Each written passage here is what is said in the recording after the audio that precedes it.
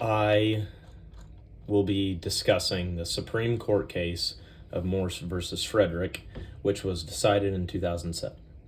This case fixates on the Student First Amendment, right of free speech, and the authority of schools to restrict certain types of student expression during school-sponsored events.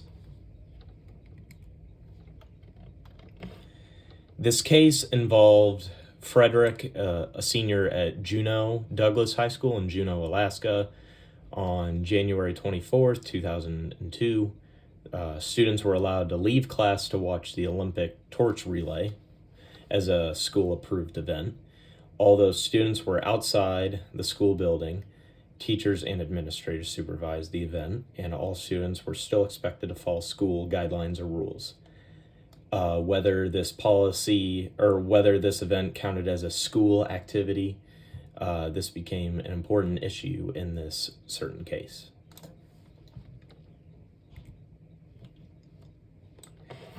The conflict began when Joseph Fredrick arrived late and stood across the street from the school with a group of friends. And as the Olympic torch relay passed by, they displayed a 14-foot banner that read, "Bong Hits for Jesus." Principal Deborah Morse immediately believed the banner encouraged illegal drug use, which in fact violated their school district policy against promoting illegal drug use. She demanded the banner to be taken down, and when Fredrick denied or refused, she confiscated the banner and suspended him for 10 days. His suspension was later reduced to about a week after an administrative appeal.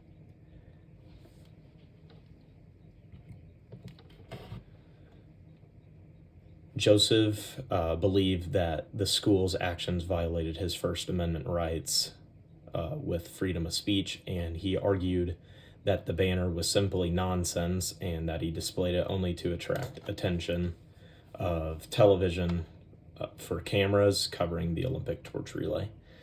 And Fredrick filed a lawsuit under 42 U.S.C. section 1983, claiming that his constitutional rights had been violated. Like many previous student speech cases, they relied on the Supreme Court decision Tinker versus Des Moines, where the court stated students do not shed their constitutional rights to freedom of speech or expression at the schoolhouse gate. Fredrick as well argued that his speech should receive the same constitutional protection.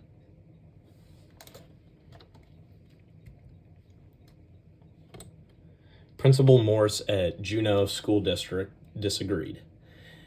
They argued that the banner should reasonably be interpreted as promoting illegal drug use, which directly violated their school code, prohibiting messages that advocate illegal drug use. The school also argued that preventing student drug use is an important part of its educational mission, because the Olympic torch relay was at a school-sponsored event and supervised event. The administrators believe that they still have the authority to enforce school policies and remove the banner.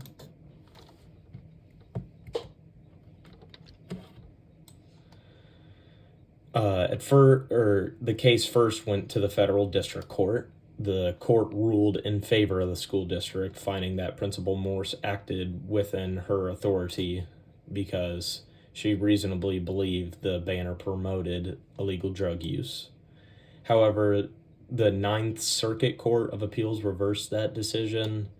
The appeals court ruled in favor of Fredrick, concluding that his First Amendment rights were violated because the school did not show that his speech created a substantial disruption in school activities.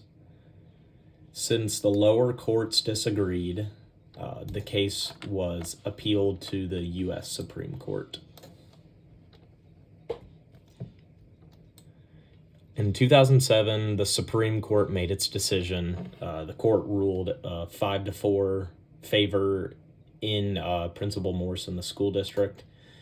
The majority held that while students do have First Amendment rights, those rights are reduced during school-sponsored activities. The court concluded that schools may restrict student speech when it can be reasonably viewed as promoting illegal drug use.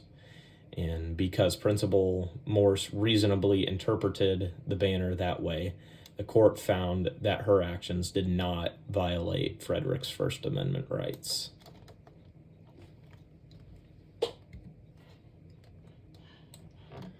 The Supreme Court gave several reasons for its decision. First, the Olympic torch relay was a school event and supervised, meaning students were still subject to the school's rules. Second, the court determined that Principal Morse reasonably believed the banner promoted illegal drug use.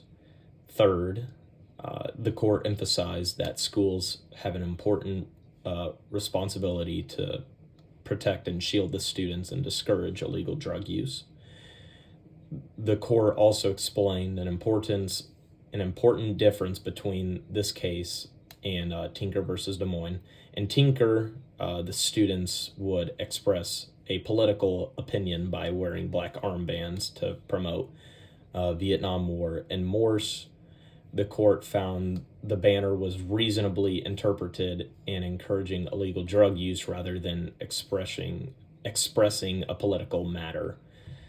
Because of this difference, the court concluded that schools have a greater authority to restrict that type of speech.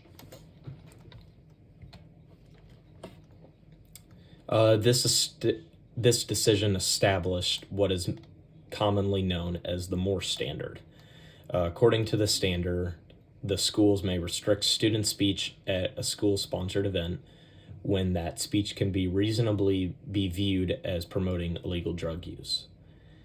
This applies to messages encouraging illegal drug use, school-sponsored activities where administrators are responsible for student safety, and situations involving established school drug prevention policies. The ruling clarified that student-free speech rights still in fact exist, but they are not unlimited in the school environment.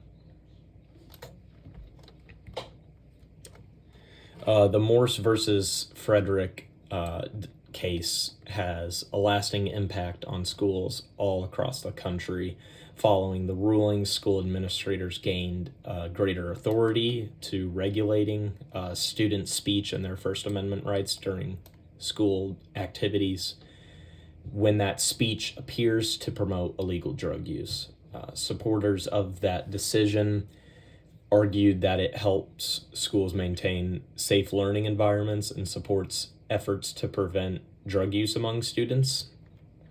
Critics argued that the rulings give schools a broader power to limit student expression and raise questions about free speech rights and in the school setting. Even today, Morse versus Fredrick remains as one of the most important Supreme Court decisions involving student free speech and First Amendment, and continues to shape the balance between students' rights and a school's authority.